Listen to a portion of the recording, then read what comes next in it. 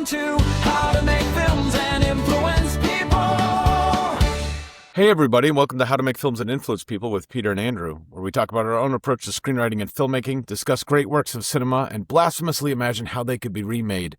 This week we'll be talking about Night of the Living Dead, catching up what we've been watching and doing some fun new stuff. But first of all, I'm Peter, successful filmmaker, film professor, and screenwriter. This is Andrew. Screenwriter, filmmaker, but not a ghoul by choice. That's right. I don't think that is Ghoul. a choice. I think that's by luck. By definition, you cannot choose to be a ghoul. I think we're all choosing to not be ghouls, but some of us don't get to have that choice honored. Get to have that. I think choice that's yeah. But we'll talk more about that as we get into Night of the Living Dead from 1968. I'm excited about that. But we wanted to mix things up a little bit for you, the listeners, for us to just try some new things. And so we're going to be doing over the next several episodes a few new ideas. And we want to hear from you what you like, what you don't like. But I assume you'll like everything. Come on. But what you like the most. But this week, we're going to be trying something a little bit different. So we're going to take some of what we love doing, thinking about great films or not so great films, but thinking about how they could be remade. How could they be done differently? What went wrong and what could be done better? How would somebody else deal with this kind of material? Those are the kinds of things that really interest us. And so we're going to try a few different spins on this. But this week, we're imagining, I don't know if anyone here has seen the film Moana, the animated Disney film, or the live-action Disney film. Moana, the animated film, is not my favorite. I go back with Beauty and the Beast, Little Mermaid. That was Lion King. That was my day. But Moana, fun movie. Live-action, a little underwhelming, a little disappointed.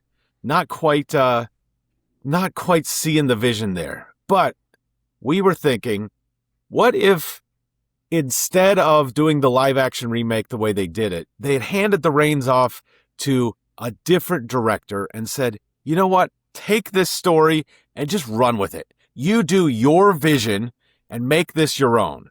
And so Andrew and I both thought about this. If you were going to give Moana, this is not our take, how we would remake it. It's thinking of if you gave this film to a specific director, and you have to think about, why would that director even want to take the project on? You can't just force them to do it. There has to be something in that film that they would latch onto. But then if they did, what spin would they take on it? So thinking about it this week, thinking about Moana, I've got an interesting idea. But Andrew, which direction did you go? Yeah, so Moana I think of as like an adventure movie. I actually really liked this one. I thought it was a very fun animated movie. But the adventure aspect of this, it's got a solid story. I was thinking of directors that can do big action on a big screen in a really fun way. And I went to Christopher McQuarrie. He's famously done the Mission Impossible movies. He did Top Gun Maverick. He wrote The Usual Suspects, which we have discussed on this podcast. But he's very good at doing these, taking an action sequence and just making it as big as possible, using practical effects where possible, and just doing crazy stunts and stuff that makes it really fun, I think. I would say with like Mission Impossible, you wouldn't say the story is the strong part of that, but with Moana, you've got a solid story there that really all you need is you've got this adventure going across the ocean, you've got stuff happening in caves, you've got these islands with like lava and monsters. I feel like you could really go crazy with that, thinking of just fun ways to make this action really stand out and pop, and you keep the story structure of it, mostly intact.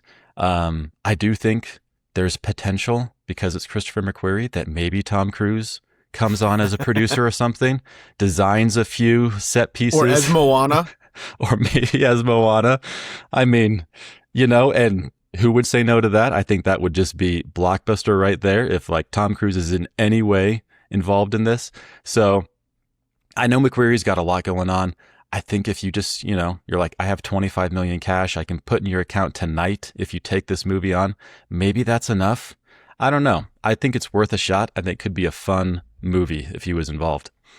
I like that. I liked, I love Usual Suspects, but I've always thought being on the location scout team for the Mission Impossible movies must just be the most amazing job, because that's a big thing of those is we're going to go to the coolest places on earth. It's the opposite of how do I make a contained no budget film? It's if money was no object, where in the world could we go?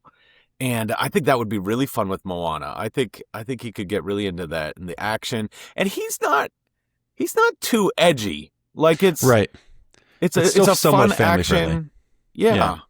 I like that. I could see that. I went a different direction. And I think that I like this. So my take on this, I think what Disney lost out on, they should have gone live action remake of Moana directed by Robert Eggers. So this is a hyper-realistic, dark look at Polynesian seafaring. So it's all the grittiness of what that life would really look like. These were people traveling thousands of miles in primitive-looking boats, but the best seafarers in the world. But you're out on the water. What kind of crazy things are you seeing? Are you hallucinating when you're out there? What is your relationship like with the stars, which I think is a big part of Moana as well? You're eating fish. You're eating birds. I could just see Robert Eggers shooting that in a way that is the grotesque aspect of what the real life would look like. This is not the Moana that children love. This is not the Moana that Disney wants to make. But man, if they had given Robert Eggers, who did The Witch, which is about, The Witch is kind of like Moana, but set in colonial New England and then with witchcraft. That's my spin on that. Kind of like that, yeah. Nosferatu, a lot of similarities to Moana. It's cultural differences. I don't know, but I think that if you brought that kind of hyper realism to a mystical kind of story, that's what Robert Eggers seems to love. It's like, what if we took this magical folklore kind of story, but then shot it in a way with like as realistic as possible? If this was actually happening, how would it actually look? And I think if he brought that attitude to the Pacific, to Moana, I think you could have so much fun with that. Would children love it? No. Would anyone love it? Yes. There would be a niche audience that would not justify the $250 million budget. But this would be the greatest film ever made for $250 million that brings in $1.5 million. I would love to see that. If you saw Moana live action remake directed by Robert Eggers, I'm in. Like, I would for sure see that. Like, I think a lot of people would just be like, I just have to see what this is. That'd be crazy.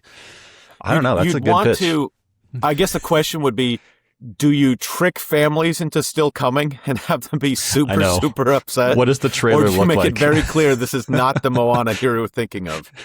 Could he contain it to a PG-13 rating? I mean, the rated R would just really limit that audience. But also, you'd get a lot of people who would not watch it otherwise. I think the Venn diagram of Moana watchers and Robert Eggers watchers, I mean, there are a lot of cool parents who like Robert Eggers and still watch Moana with their kids. So like I think there's something there. They'd have at least the two of us would go watch that. So we got Robert Eggers. We got Christopher McQuarrie.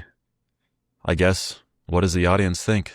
Let us know. Would either of those be better than the actual live action Moana? Or did you love the live action Moana as it was? But we want to hear from you. What other films should we look at? We've got ideas, but we'd love to hear from you. What should we go with? And if you had an idea of a director who would have a different spin on it, let us know. What have you been watching? What have you been watching? Did you like it? Did you hate it? Did you form opinions about the people who made it? All right, Andrew, before we get into our film of the week, I want to talk a little bit about what we've been watching. And I know that we've watched the same thing this week, so want to get into it. I saw a little film called The Odyssey, which is a prequel to the Aeneid. No, it's that's how it's famous. That's how it's famous. If you've ever taken Latin in school, you've read the Latin language ripoff of The Odyssey. But the Odyssey, directed by Christopher Nolan. Just to spoil my experience, I texted you after I got out of the movie saying, I just saw The Odyssey. I think it might be the greatest film of all time. And Your response was, just saw it, not the greatest film of all time. But let's discuss. What was your take on the Odyssey? Well, I will say, best movie of all time is a strong take. Leaving the theater, and I will say I left the theater. Second best Matt Damon movie ever, but still somehow best ever film. Best ever film, not the best Matt Damon, but the best film otherwise. And I left really liking this movie. I thought it was incredible, great movie. I was not as like blown away as I think a lot of other people were, and I was trying to think about that because I felt this movie is so memorable. There are so many scenes that even today, like it's been a week, I'm still thinking about, especially with the Odysseus scenes. I think there's just so many we've got the Circe and her like turning them into animals. We've got the Cyclops. There's just these scenes that just are like haunting in a way, visually really interesting. And I just keep thinking about them, coming back to them. I think the story as a whole is maybe what left me like not totally in love with this film. I think the Penelope and the Telemachus characters a little underwhelming for me. I found that when they were on screen, I wasn't as interested in that. I just found it kind of boring. I think they're true to character in the book, and I think they needed to be set up the way they are for that third act, which I was really blown away with, really impressed.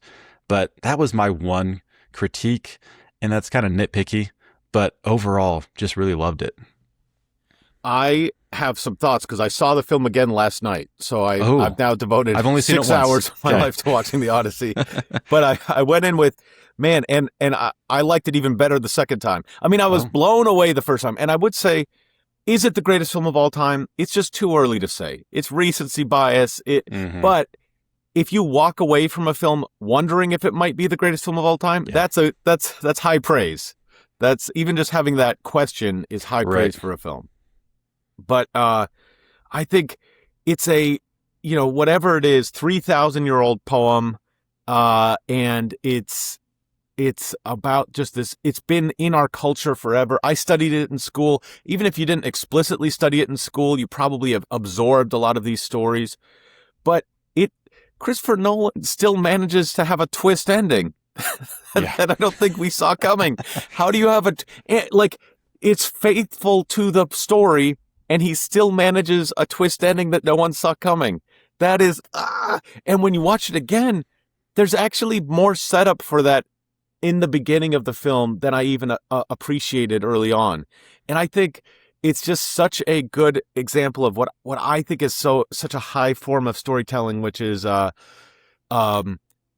don't need a twist, and yet we deliver a twist. The story was working, and now we take it to another level. And I think that is just so interesting. I thought also, and this is something, if people are wary of the runtime, I think something that they do really smart in this film is throughout the film, they will, there's foreshadowing of, what's to come at the end. It's like, oh, Odysseus is separated from his family. Probably he'll get back to them. That's probably what's going to happen. And what does that look like when it does? But throughout the film, several different times, they start to tell a story and then stop. But then that leaves you, the viewer, like, oh, even aside from the whole big story that we're telling, I need to know how this story goes. It's like the king Agamemnon, who is, just the coolest, most impressive. What an aura, as the kids say. That is just, that's just crazy, that guy. And played by Benny Safdie of the Safdie brothers. Really cool.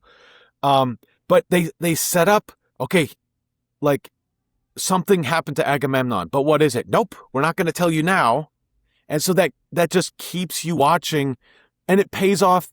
You don't have to wait 3 hours to get paid off. You set something up and then you pay it off 15 minutes later.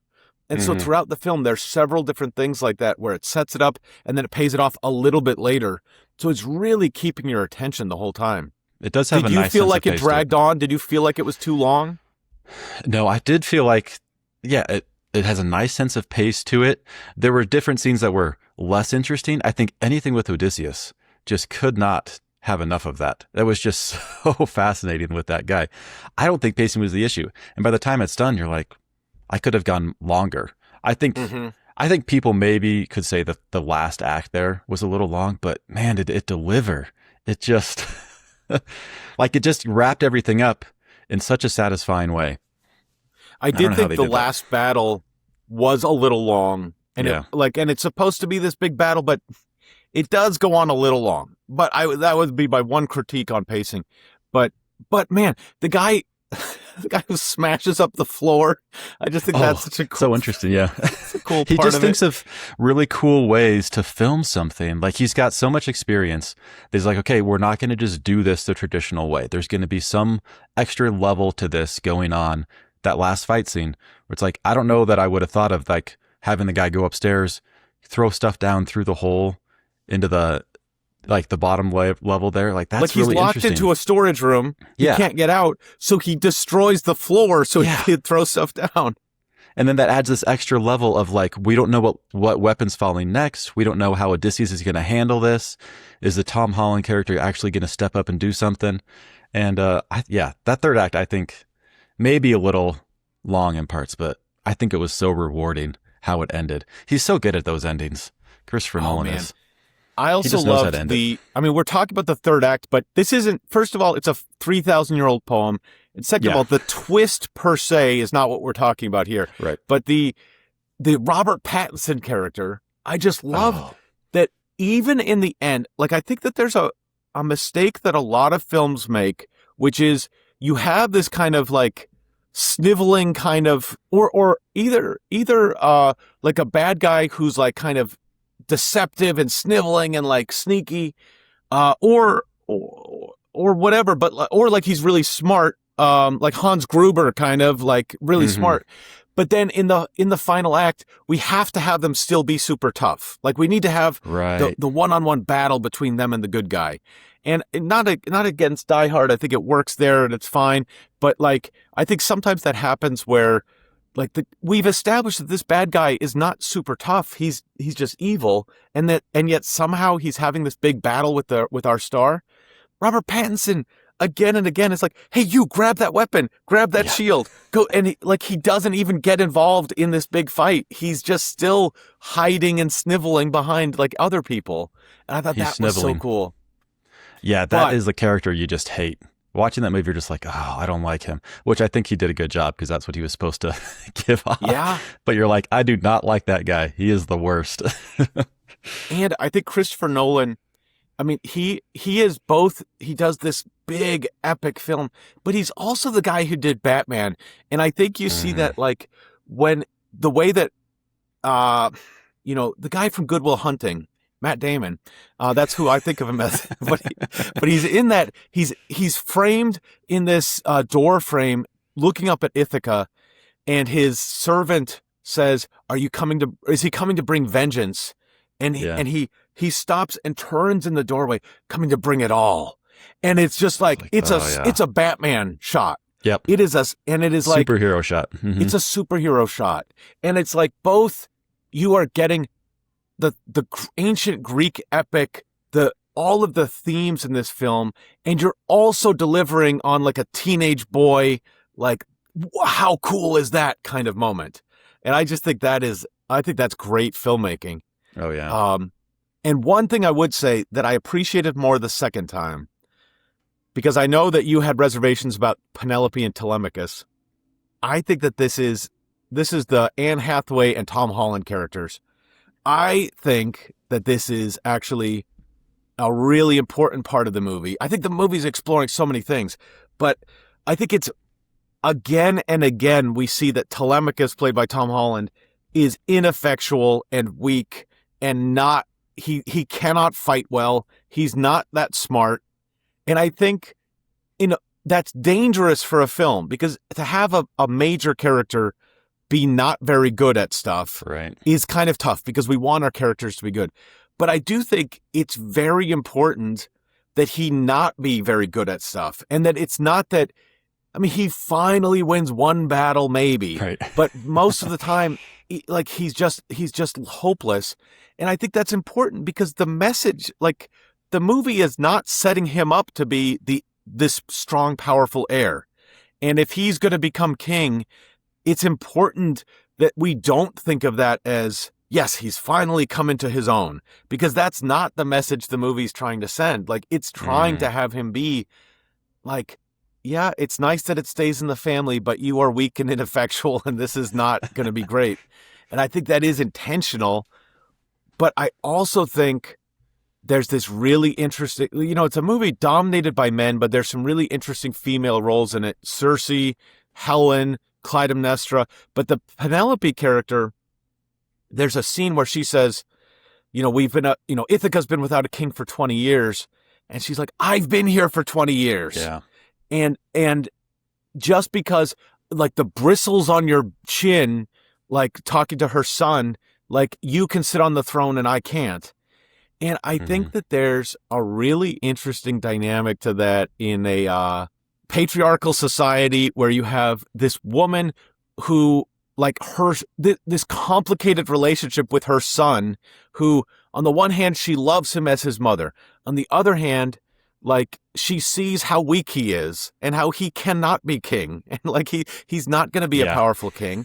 And that, like, she both wants to protect him and is kind of resentful that, like, this system would let him, this weakling, become king in a sense when she, a very powerful, smart person, can't be king. And I think that there's all this complicated parental feelings about that. And the movie's full of all sorts of, Agamemnon is killed by his wife, but his wife is killed by their son, and all of these complicated things that are, just part of the original poem. But it's a complicated relationship, and I think that is a really interesting part of this. And I think part of why Penelope wants Odysseus to come back is the love story aspect of it. But I think also it's, I have ability and I know that I can do this, but we're in a system in which I am only powerful because I'm connected to you. And if you aren't here, that means that I am powerless. And so there's that whole element to her need for Odysseus that's different from just like a more modern marriage relationship, love affair kind of thing. And I think that, I don't know, watching it again, it's I deeper thought it was than really it comes powerful. across. Yeah, especially now that you're saying the way that she plays off the Tom Holland character. There's just so much going on in that relationship where you're like, does she like him or doesn't she? Does she love him, or is there like it seems like there's a lot going on there. And they do play that really well, where you're just never, it doesn't feel like a really solid relationship there. That's interesting. And he's like, I could be king. And she's kind of like, she just kind of laughs. Yeah. Yeah, sure, right. Sure you could. It's like, yeah. No, but I mean, you want to believe he can be king, but you're like, like, you got to step it up, man, Man, and and the movie sets us up for him to be better, and then he doesn't deliver. Right. It's kind of disappointing. Not as disappointing as the Robert Pattinson character, who's just the ultimate disappointment, but oh yeah. as a character, yeah. Yeah. But I thought really good. I would say great film. I think that there's a case to be made that it's the greatest film of all time. But it's certainly the best film I've seen in a long time. And I would say, while I highly, highly recommend it, it is more of a horror movie, or there are a lot of horror elements to it that are a little striking to. So it would, don't go in just thinking it's an old, traditional kind of school classroom kind of movie that we're going to learn about the Greek epics. It's like, no, there's some horrifying images in this. Yeah. If you haven't seen, it's rated R, and I think it should be, probably because of some of those scenes. Just young kids would be. I think a lot of people might have some nightmares or something from that if you don't know going in. But other than that, it did. Yeah. When I saw it the first time, I saw different trailers the second time. I know a lot of people have commented on the trailer for Other Mommy, which is playing in front of it, which is a very jarring, kind of crazy horror film trailer. But I did see the trailer for Werewolf from Robert Eggers, and which put him in my mind. But you might need to step out of the theater for that trailer if you're not in the mood for horror and or Robert Eggers type films. So like that, I couldn't believe they were showing that in a trailer. But it makes me really want to see the movie, but I'm not sure that everybody seeing the Odyssey would want to see it. Right. You might not be prepared for that. Like, whoa. Yeah. But the Odyssey has some horror elements to it. So It I really really does. enjoyed It that really part. does. Yeah. But I thought it was such a powerful movie, and even when these monsters, whether it's the Cyclops or Cersei, you know, like there's a level to them that is just so much deeper and more interesting and nuanced than just, oh, our hero encountered a monster, which is kind of how I took it. Even studying it in school, I was just sort of like, all right, I guess here are the themes that I need to write an essay about, but I didn't really think about like What what it those represents. human interactions would be like. Yeah. Yeah, he takes it very practical and Yeah. how it would play out. So the Odyssey, I Recommend. would recommend. Yeah.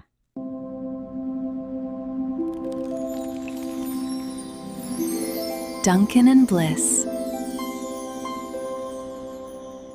All right, so let's get into our film of the week, Night of the Living Dead. What can you tell us about that, Andrew? Night of the Living Dead, 1968, directed by George Romero. If it doesn't scare you, you're already dead. A ragtag group barricade themselves in an old Pennsylvania farmhouse to remain safe from a horde of flesh-eating ghouls ravaging the Northeast. And this is I think, first or kind of the creation of the zombie movie. They don't call them zombies in this movie. They call them ghouls. But it's basically a movie that from the get-go is just putting you into this zombies are here and how do you survive? And it's this fun survival movie that has so many horror elements to it that I thought was actually kind of held up pretty well. I really liked how this story evolves. Starting out though, you're just in a cemetery and it's these two people, brother and sister. They're there to put a wreath on their grandfather's grave and they've driven 3 hours and they do mention the radio wasn't working and there's this guy in the background and they're kind of making jokes in light of everything and kind of setting this up in a fun way. It's, I think, like a classic trope of so many horror movies. Obviously, they did it first here. But then this zombie comes walking towards them, takes out the brother. The next thing you know, this girl is running for her life. And we are just in the middle of this where she ends up into a cabin and things kind of evolve from there. But I thought that was a really interesting way to start this movie to where you have maybe a couple minutes to breathe and then it's just right into it. I really liked that aspect of it. I thought it was a great way to get into this. What did you think about that opening scene there? I thought it was, I did not see it coming. Yeah. I mean, I did kind of from the title of the film and knowing what the film was. This is my first time watching it.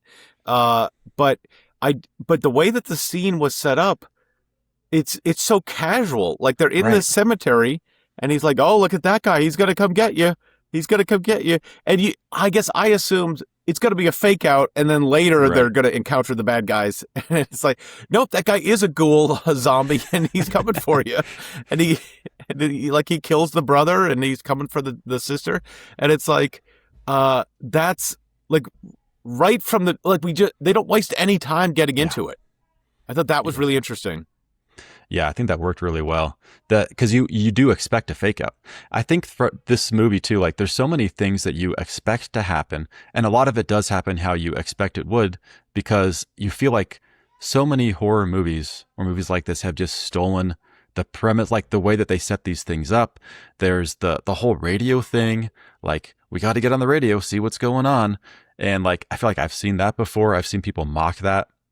And like in the farmhouse, the boarding up the walls, the windows, the hands come in. You've seen this before. I think a lot of this will feel familiar, even though this is my first time watching it.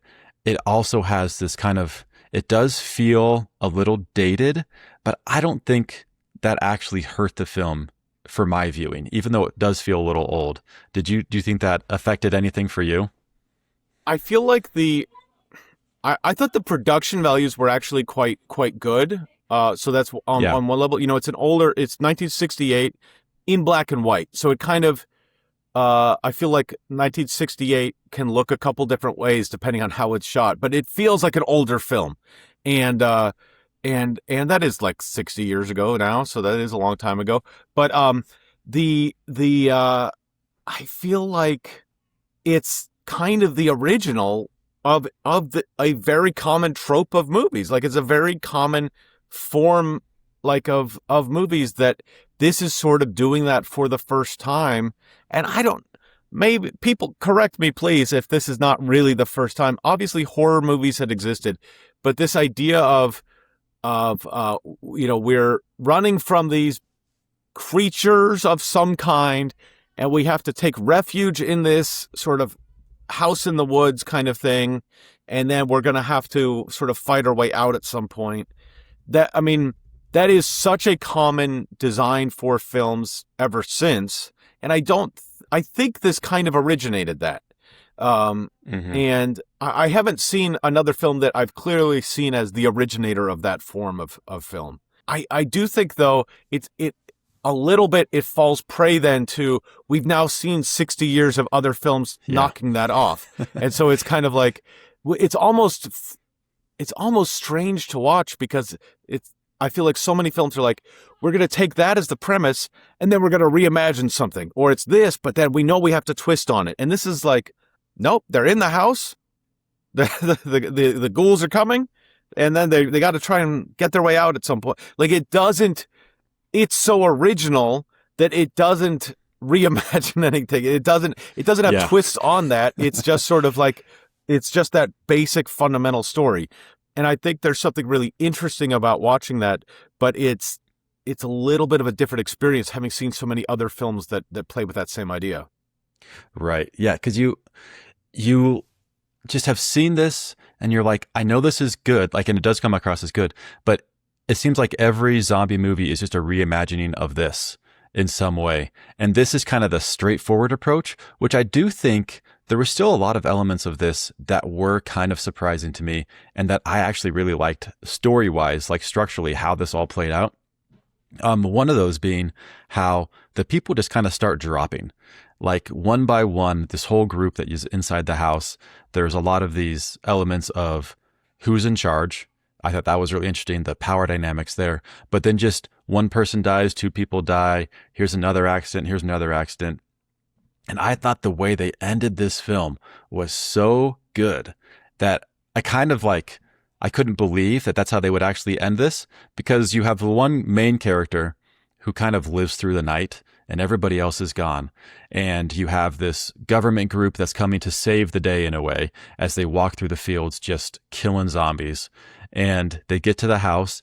They think the guy inside the house that's alive is a zombie. And so they shoot him, and then he's dead, and they burn him with the rest of the zombies.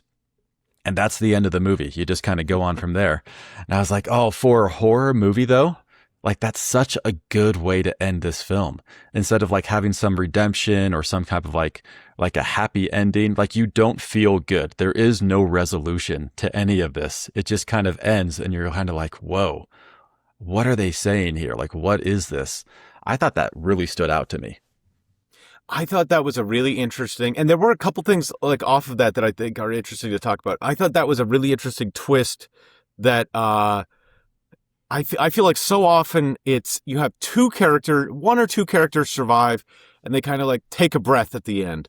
I think of Jaws, where, you have Hooper and the sheriff, like, they survive and they're kind of like laughing at the end. And that feels like a good ending. It feels like, okay, we've survived, even though there have been some casualties along the way, like, we've made it out of this. But here, it's just sort of unrelenting. But because basically everyone dies that we've gotten to know, and that's interesting. I think it's also an interesting part of it is this this posse put together by the sheriff comes hunting the dead or the undead, and I think it's a really interesting dynamic that sort of goes against what you would expect in a film like this. And maybe that's, I mean, if you did it now, I would say, oh, what a daring choice. Back then, it's like, they didn't have a bunch of other films like this for this to be a reaction to. But it's interesting that I don't think you see this that often, which is the undead are like, they will kill you and eat you, but they are not really super powered. They're not super strong. They're slow. And in fact, the sheriff is being interviewed on TV, and the interviewer's like, so you think you can take care of them? The sheriff says something like, well, they're dead, they're pretty messed up. Very Yeah, we funny can take line. care of him. I like the sheriff, but and he's got an interesting like drawl. I guess it's rural Pennsylvania, but he's got Yeah. like a drawl, even though it's in Pennsylvania. It's not like the deep South or something. But I guess that's just rural sheriff. But he is out hunting with this posse. But it's interesting to me that we set up the guys with guns absolutely could take care of the ghouls. Like, Yeah. it's almost like I think the default that a lot of people would go to is the whole world is being taken over and we're going to focus in on this little group of people. But really, this is happening everywhere. And here, it's almost like, I mean, it might be happening everywhere, but it's a very manageable problem. It's just that you guys aren't going to survive the night. And it's like, Right. if you could survive the night, the sheriff's coming with his posse with guns. They're going to kill all the ghouls. It'll be fine. But you specifically in this house are not going to make it out. And that's an interesting, I feel like you Right. don't see that much. That there is like actual safety on the horizon. Because this is like, I think a lot of zombie movies, it's after everybody's dead and there's very few people left on Earth. And here's the few survivors and they're like so outnumbered, it's impossible for them to take control of the situation. But we're at the start of it to where there is still this hope of like, well, the people with guns, they are stronger, they're more powerful, they have the ability to actually take care of this. If we can get all the ghouls, that's a thing that we could do that. We can hunt these things down.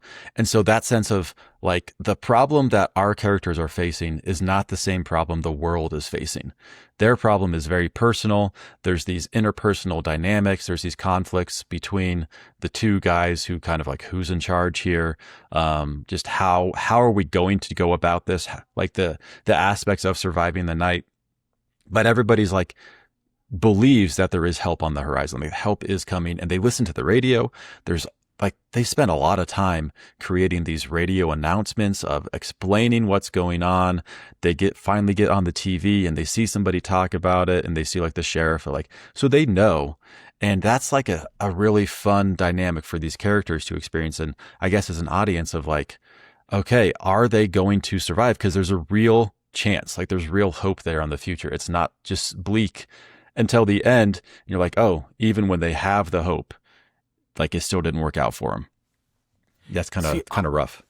I would lean into that more. And I think, because this is just, George Romero, he's making these decisions. I think someone else wrote the screenplay. It was a team making this. It was a team job. He had been doing advertisements and was the director, sort of the visionary behind this. But I think someone else on the team wrote the screenplay.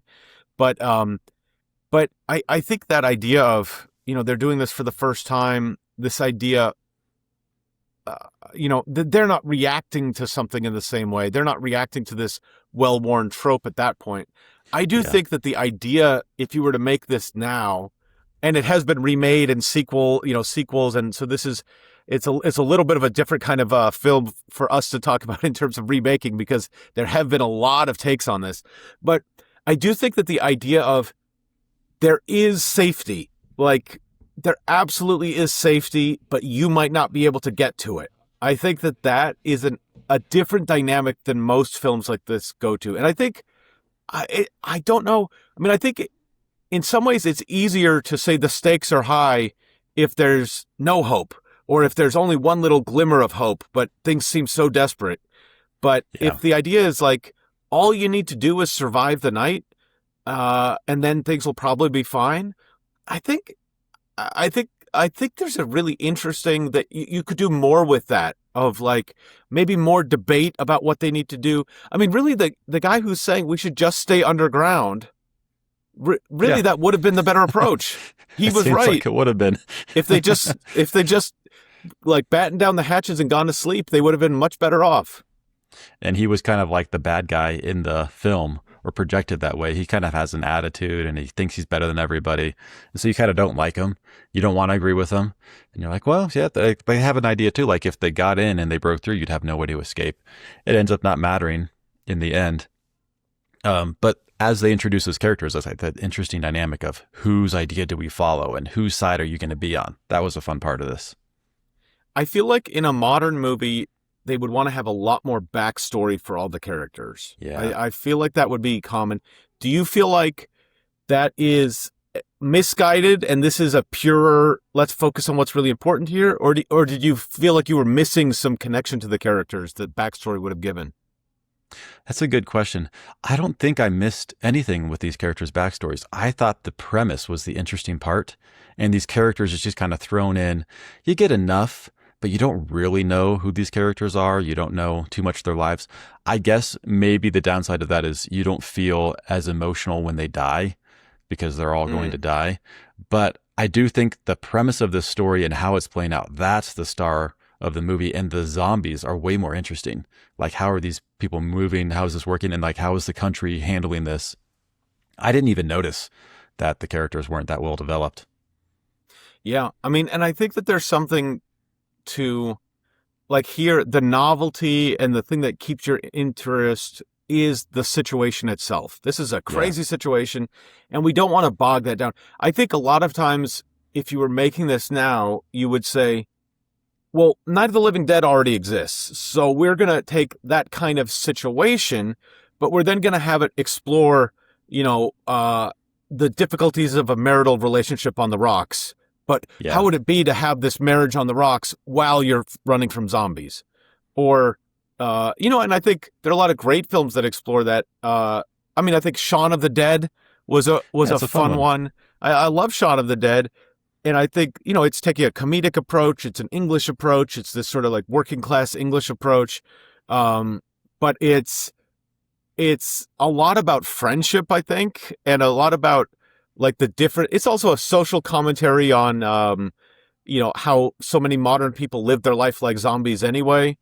And I think that, so I love Shaun of the Dead. I think if you just directly remade Night of the Living Dead now, you would feel like it was just a little too plain.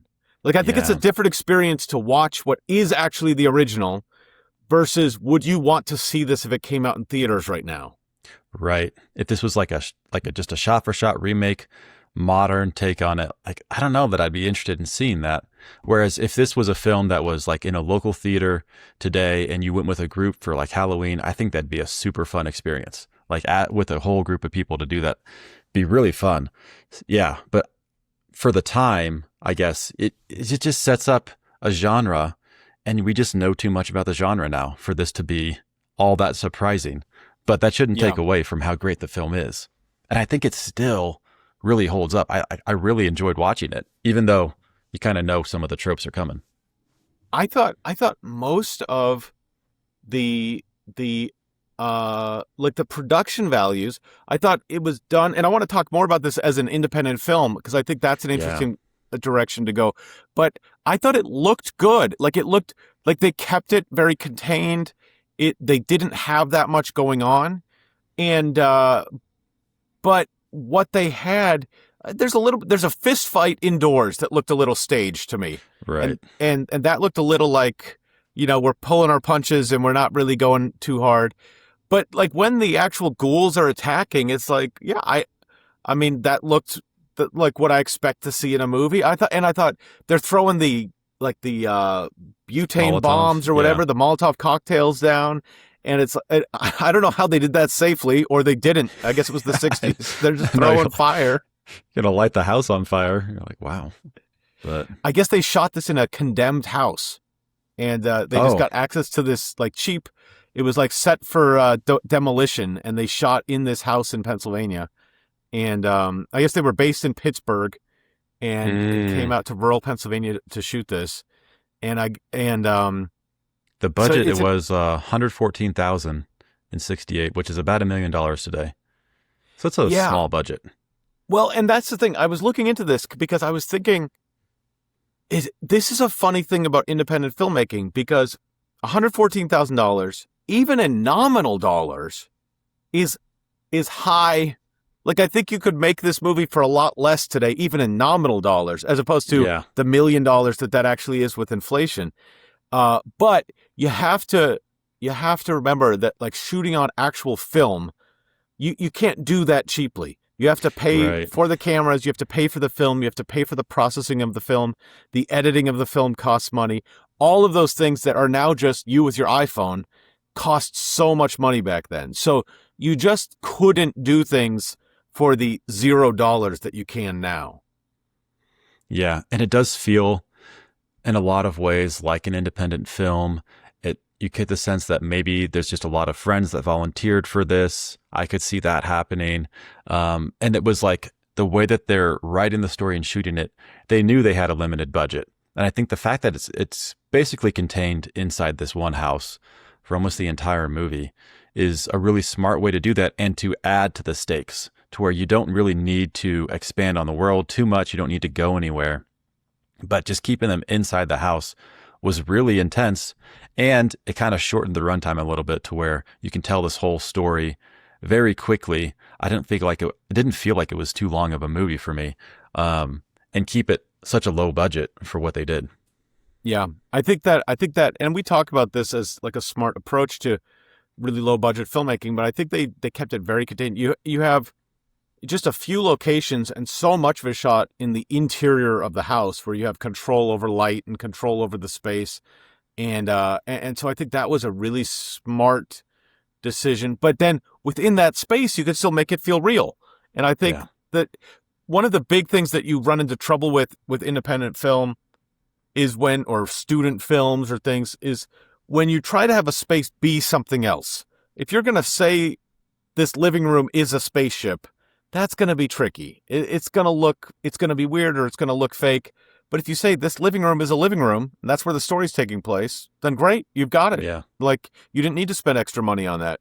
And I think they really kept everything they needed down. I mean, I also thought it was I don't know if the sort of sheriff's posse was I don't know where that idea came from.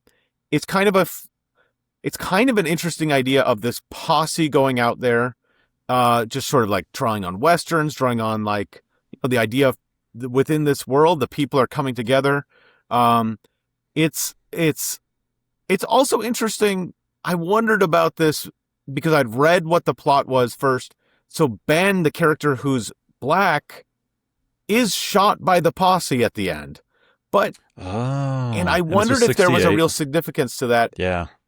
Except if you really watch it in the context of like that idea, like there's this posse of white men with guns, and then they end up shooting this innocent black man. It sounds really bad as a thing. It sounds really interesting as something to have in a film. But really, if you actually watch the film, they hear something moving in the house, see something, and shoot it. So yeah, they don't know who he is. It's like, I don't think that connection really. Maybe people have drawn those connections, and I think it invites that kind of thought. But I think within the context of the movie, that's not really what's happening. Yeah, at least that wasn't I didn't jump to that conclusion watching it. I could see how you could get there, though. But the idea of that sheriff and his posse, I think, is an interesting take on this. And I wonder if it was saying something about the government, maybe at the time, like the idea of, sure, you have these zombies and you don't have any control. The government's going to step up and take over. But when they do, that doesn't mean that you're going to be safe either. Like, whether it's the zombies or the government, your chance of dying seems like the same in this movie. Like, you could just be shot just because of a mistake. And so that's like, I don't know, what it's actually saying, but there is something around the idea of, is the government actually safer than just having zombies around the world? Like, what are we doing here? I don't know. Yeah, absolutely. And it also means they don't have to get uniforms for anybody. Like, if they were showing up as the National Guard or as police, uniformed police, that would be a budget issue. And so it's like, you just get a bunch of friends from rural Pennsylvania, pull out their shotguns and walk into the scene. Like, that's I think when you can make independent film and you're thinking both about what works for the story and the themes and budget, I think that's where it works. Yeah. And this did make me think, there's another film called The Purge. I don't know if you've ever seen The Purge. I haven't seen that one. Where it also had a bunch of sequels. It's it's very popular and it's much more recent, but it's the idea is that one day a year, all crime is legal. And that's like this cool concept. And then like, what would happen, what would that then do to society on that one day? And a lot of the sequels, once the first one had been successful, a lot of the sequels then are like looking around the world and like seeing what's going on and big crowd scenes and everything. But the original really is, we're going to briefly introduce that this is the premise, and then we're going to spend the whole movie in one house as people are like trying to stay safe from the marauding people outside. And I think that, I think that's in some ways such a smart approach to an independent film of this kind, where it's like, we're going to, whether it's The Purge or it's Night of the Living Dead, we're going to have this idea of, it's a cool, crazy concept. It's a high concept, but then the actual story is going to be very contained.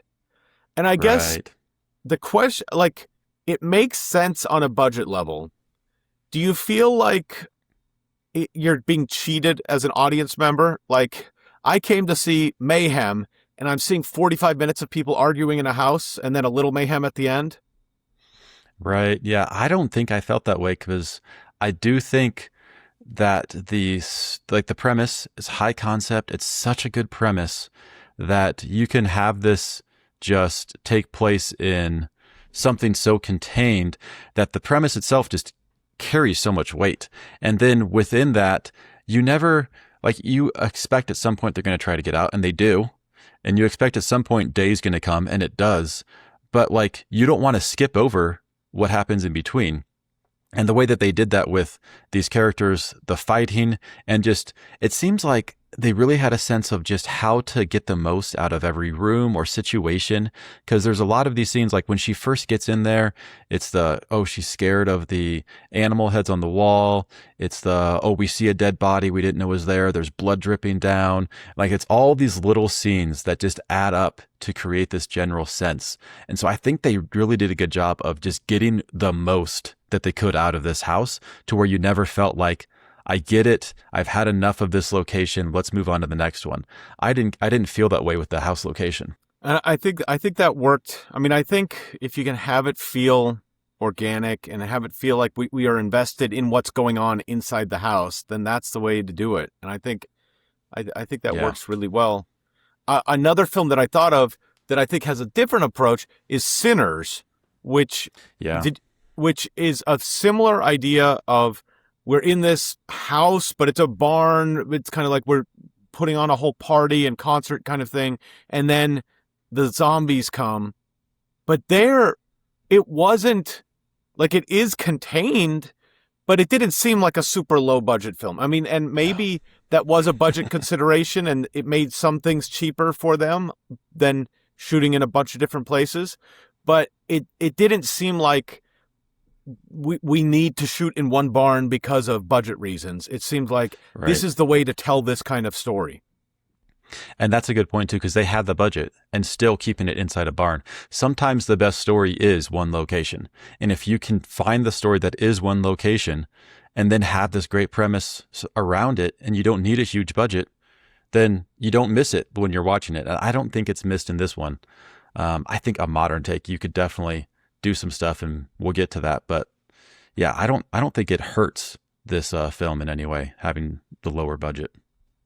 So then, as we get to sort of, thinking verdicts on this movie, one question: if you were going to watch Night of the Living Dead or Sinners or Shaun of the Dead or another movie that is influenced by Night of the Living Dead, would you rather watch the original, or would you watch, one of the more modern sort of spin-offs of it? I do feel like this one's a little more approachable for a general audience. I think there are a lot of people who wouldn't like the idea of a zombie movie, and this is it does feel a little tamer than a modern take, because it's black and white. It's not going to be as, like, the effects and of everything they have here are not quite at the level we have today, where they're not totally hyper realistic that it's hard to miss. This does feel like a fun group movie. If somebody's never seen it, I think that's what I would recommend it for. But those other takes on this, I think the premise, obviously, it's such a strong premise idea behind this that a different take is going to be interesting too. And obviously we have so many zombie movies now. There's zombie TV shows. They've gone everywhere with it. And for the most part, it's interesting. You're like, okay, I want to see that version of this. And so I think it's worth watching as, like, the foundation of all of these things that have come after it and how it created that. But this story on its own and the way that it ends, I think is still unique and holds up by a modern perspective. Okay, so would you consider this a great work of cinema, or is it like a fun little footnote in the horror film category, but it doesn't really hold up to great films? Is it important to see? Right. How would you I think give credit to this? if it didn't have this spin-off of like an entire genre that came out of this, maybe this doesn't hold up as like a great work of cinema. But because it's this foundational piece and like so many things have come from this, I think you got to watch it. And I think it kind of holds up as like, well, this is the classic version of this. This is what did it first. And it is done very well. So, I could see an argument. I don't think it's the greatest film ever made, but is it like a great work of cinema? It belongs in the classic films that you need to see. Yeah, I would say that. I think I would. I think I like Sinners better than Night of the Living Dead. Yeah. I think I like Shaun of the Dead better too. But Shaun of the Dead is a comedy spin on it, so I feel like that's different. I feel like Sinners is really sort of taking this core idea and making it a little deeper and richer. So I think Sinners is just a better film. But at the same time, you can't get past the fact that this is the original. And so I do think it's valuable to see. I guess I would shy away from saying it was a great work of cinema, but I do think is the, people getting out of the factory shots from the, early Lumiere brothers, is that a great work of cinema? I don't think so, Right. but it's important in the development of cinema. And so I guess I would put this more like that. You do the people playing in the garden with a hose that they shot in 1897. You go straight to Night of the Living Dead.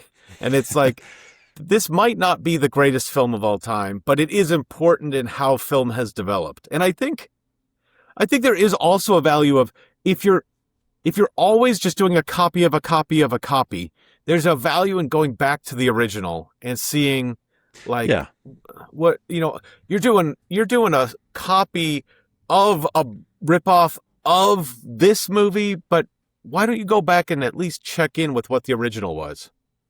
Yeah, if you're somebody who watches a lot of horror films, I think you just owe it to yourself to watch this. This is a fun one to put on the list. It's not the best horror movie ever made, but it belongs in the conversation of just good horror films to watch at some point. Yeah. Its historical significance seems to outweigh the actual how good the movie is. But that doesn't say the movie's not good. It's still a really good movie. Yeah. And I do think as an independent film, I do think that there's a lot to be said for the way that it's structured, what it spends time on, what it spends money on, what it doesn't. And I think that a lot of independent filmmakers are, I don't know. There are good independent films about people just living their life in their 20s. I'm sure there are. But man, having a compelling story that gets people's attention, I think that is a smart approach to independent filmmaking. It doesn't always need to be horror, but thinking about some compelling premise, and then we're going to execute on that premise, and we're going to do it all in a cheap way. I think that's kind of how you tell a story when you don't have a lot of means. Yeah. So I think it's worth being studied for and watched for that. I do think if you look into it, he had 10 investors who each gave $600. So that's $6,000. And then he ended up having a budget of $114,000. And I'm just like, where did that leap happen? It's like, is that his money? I don't know, who did you go back and ask for another $90,000 from when the whole original budget was $6,000? I think they went and shot some footage to show that they could do it, and then they raised money off of that. But it's like that's quite a leap from $600 to $114,000. Yeah. But I think he built up a lot of skills working in advertising. So not necessarily just always working on fiction film, but he built up those skills and brought them to something that he cared about. George Romero, this is. And I think there's something to be, I think sometimes people focus only on being a creative director right from the beginning, as opposed to looking for opportunities to build those skills that they then can employ in the films that they want to make. So Yeah. I think there's a lot to be learned from that approach. How would you remake it if you had to? If the studios backed the truck up and paid you, what would you do? But now, if we were going to remake it, the studios come to us, they want to do a family-friendly version of Night of the Living Dead. How would you approach that?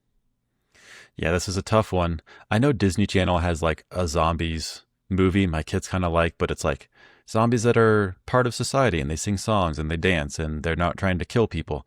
So I think if you were going to do a family version of this, you would have, I think, because I'm trying to think of like a way to keep what zombies are. Like if they're actually trying to break in and kill you, is there a way to do a family version of that without just making them some, fun characters that are just a little goofy? But I think if you animated this, that could go a long way. And if it was a little bit more, maybe a little edgier, but you have these zombies that are trying to break into maybe a family's house. And so it's a family together and there's kids. And I would add a lot of comedy to this and kind of make jokes about it. And then as the zombies come in, I think there's maybe a sense of like you're not actually killing them, but you're just stopping them from moving.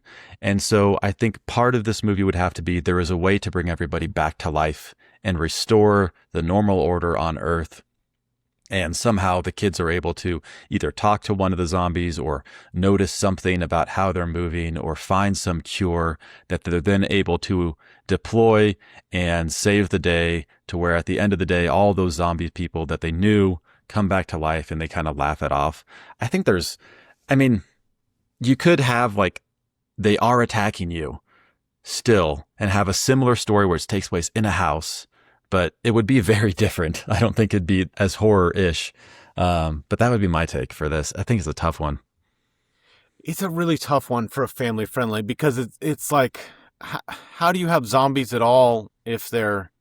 the idea is that they're the living undead who are going to kill and eat you.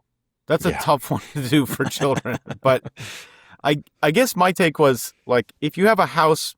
I was thinking, so we have the zombies, and maybe I guess I wasn't thinking that my version needed to be animated, but this may be more like Disney as opposed to Disney Junior, or like that kind of like slightly older, right? But yeah. like I think in a lot of movies you have ghosts, that people are scared of ghosts, and I think kids will see things with ghosts, and it's never quite clear. You know that you should be scared of the ghost, but you're never quite clear what the ghost is going to do to you if it gets you. It's just like, oh, I got to be and so I think there could be like, we're scared of the zombies, or the ghouls, but we don't necessarily see them killing and devouring people. It's like, I think you could very quickly establish that these are things to be scared of, but that we don't necessarily see them killing people. But I thought then what are the stakes?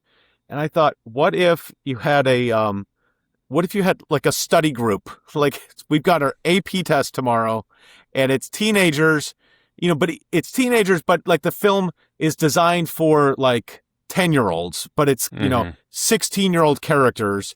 They're not being killed. It's not like a Nightmare on Elm Street teenager movie. It's more like a teenager characters, but being watched by 9 and 10-year-olds. And it's like, they're trying to study while also having their own relationships with each other. All of that is going on in the house, but now they're having to like bar the windows and batten down the hatches and all these things as the zombies are coming in from outside. But kind of like we skip past the seeing the zombies devouring people and we just go straight into, of course you should be scared of zombies. Now what do you do inside the house? And so it would be mostly inside the house as they're sort of trying to keep up their studying because the stakes are so high for their test tomorrow. And they're also like, oh, who likes who and who's got a crush on who, and those kinds of things are going on. But then eventually they need to make a run for it, and you're going to have some scene outside of the house. But the kids basically aren't dying, but we're still establishing these zombies are quite disruptive. And I guess that's what I'd say. And I guess to me, the only way to still have them be zombies without having it be too graphic is just like, if you think about it, what they're going to do is come and kill you, but we don't actually see them accomplish that in the movie. And so we don't actually like we have that kind of abstract in our mind, but the kids watching it would just think of them as scary zombie creatures. Right. The family-friendly version cannot have zombies eating somebody. You're just not going to be able to show that. I don't think that works. Yeah. Okay, but what about now the no-budget version, which is tricky for this, because I feel like this is like This is the no-budget version. This is the no-budget version. But if you also did, if you had a different take on that, or if you did the super high-budget version, what would you do? Yeah, I was thinking of a super high budget with this film. I was trying to think of like what I would change if you wanted to open it up at all. But I do feel like this film is so strong in how it's contained to the house. I think that's a real aspect of this. That's a strength. So I don't know that I would want to open it up to too many more locations. I think I would just spend all the budget on shooting in color and just making those zombies look as awesome as possible. And all of the fight scenes, all of the like killing the zombie scenes, I think you could go a long way of just really making this a horror film with the effects. And effects have come a long way. I think you could do a lot of practical stuff here. I would spend the money on just making really cool effects and scenes. And I think you could keep the story the same and still have it be a really good movie. I went with, and I'm always trying to squeeze this in. This isn't even necessarily inspired by the Odyssey, but I feel like you do it in ancient Roman times and not ancient Greek. That's too far back. Let's not be crazy. Ancient Roman times. Julius Caesar has conquered Gaul. The Romans have moved into Gaul. This is a group. It's not like a legion. It's like the civilians coming along, in the supply train. They're in this Gallic village, and and then like the undead of this campaign start to rise up. And we can work in, instead of, I think in Night of the Living Dead, there's an idea that like a satellite has re-entered the Earth and it's spreading radiation, or some kind of spacecraft has re-entered. But I think we instead do some like creepy, like Gallic mysticism, like the Romans have conquered us, but there's some kind of witchcraft or sorcery going on, and these undead have been raised. And so like our people who are not just Roman soldiers, but also like the civilians who are, part of that wagon train, supply train kind of thing, are in this village, and they have to take refuge in this, like in a tavern or something, in this village in Gaul, and they're being beset by the undead, both Gauls and Romans. We get the themes of, just the horrors of war. It's a powerful film. It's a powerful film, but it's also just like these ancient Romans sort of sheltering for their life. So I think you stick with kind of the same kind of contained idea, but you build up the world before that. So you're spending a lot of money to sort of build up the realism of this ancient Rome kind of world. And then the attack happens sort of in a contained space like this film. I just think that we gotta find more ways. I just think about ancient Rome so often, and I just think like zombie movie in Rome. Yeah, we got to do it. We got to do it. You could do that.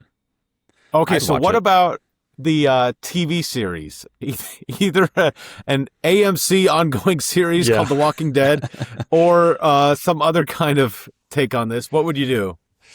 Yeah, because I obviously have Walking Dead, but I was thinking of, you could keep this movie as is. So you do 2 episodes, but listen to 2 episodes. It's as is. The second episode, everybody that you're with is dead. And then the third episode, we start following the posse, and we're following this group. And during the next episode, that core group starts falling down. The zombies get to them and they die. And then the next group finds them. And then you're following this new group to where you play off this twist of, at the end of every episode or 2 episodes, everybody you know is dead, and now we're following somebody else. And so the story becomes, how is this spreading, and how is the government, like, it's the bigger picture of this, how it's spreading across the country and what the government's trying to do about it. And so you get these characters and you just know they're all going to die and they just kind of start falling. I think that'd be a fun way. I don't know, you could do a ton, but you could do like a limited series, like 1 season of that. And that'd be an interesting way to tell this story through like all these different perspectives that you could get through, people in all these different positions, and just have it kind of follow that. And then the fun ending being like, okay, they're all gonna die. Let's see how it happens. And then we'll see who's in the next episode. I like that. And my idea was kind of similar, which is, I mean, it's a little bit different, but it's drawing on something similar. But like, we do this as a detective story after the fact. This has all been kind of resolved, but now all these people have died. And so there is an investigation into what happened. You know, the dust has kind of settled, and now there's going to be an investigation into what's happened. So we have our, you know, agents, you know, Scully and Mulder come in, or whoever, like they're coming in and they're investigating what happened and I think what we're going to have frequent flashbacks to what was happening with the ghouls and like different situations. So not just this group of people, but other people. But what we're going to see is that there are different, like one episode could be like this basic story. We're going to see like what happened in this story, but it could also be like, we're trying to solve the death of Ben, the character who dies at the end. Like, why did he, like his body doesn't match up. I guess they all got burned at the end. Maybe we change that or whatever. Yeah. Like we're going to, you know, we're going to be looking for evidence of different things, and we're going to see like what happened here. This doesn't quite match up. And so sometimes we're just seeing the different crazy zombie situations that happened, but also we're going to see what kind of, like, who are the people taking advantage of this situation? And I think often, like you see, I was thinking of this with like 28 Days Later, and which is another good sort of zombie, not quite zombie, but basically zombie kind of movie series, where so much of it is, how do the people deal with each other? Even the non-zombie people, how do they deal with each other? What kind of horrors come up in that? But so much of that is like, the apocalypse has happened, and now how hard is it to live with the apocalypse? And like people are just scrambling to live. But I think an interesting thing that I haven't really seen explored is, if you had this crazy situation, it's not the apocalypse. We get back to normal life within a couple weeks. But what kind of taking advantage of the situation would have happened? People settling old grudges, people stealing, people taking it, we're going to go in and take over this land while the people are being attacked by zombies. What kinds of things, oh, I'm having an affair and I like give my wife over to the zombies. And now like who is now investigating all of that? I think that that's something that I haven't really seen explored that could be a cool, it would still be a lot of just zombie fun, but it would be a little bit of a different framing of it. Yeah, that would be interesting. Would any of these be better than the original film? I mean, it's hard to say because there are so many zombie films that I think you could argue, yeah, that's a good take. Like, it's arguably better. I think all of this has the potential to be really cool. And so other than like the family friendly version, I don't think would be better, but anything else has the potential to be like a really good movie that you might enjoy more than this one, maybe less, who knows? But I think that says a lot about this. Like, the premise of this is so strong that there's so many ways you could go that would be interesting to see. Yeah, it's almost like this is like the primer coat of paint of horror films. This is like the primer coat. Then you can build off of this in any sort of different direction. Yeah. I feel like it is, and as we sort of like come to an end here, I think that this is a good film, and I think it's worth seeing. Definitely thinking about independent film, what goes into that. I think thinking about horror film and where these ideas come from. It's hard for me to say that it's like really stacks up there with the greatest works of cinema. But I think if you're trying to better understand cinema and get ideas for your own creative process, I think it's a great one to see. Yeah. I think you got to see it. It's just, unless you just hate horror movies, then there's no reason you shouldn't watch this. And there we have it. Thanks for joining us for this week of How to Make Films and Influence People. Check us out at howtomakefilmspodcast.com, and we'll see you next time.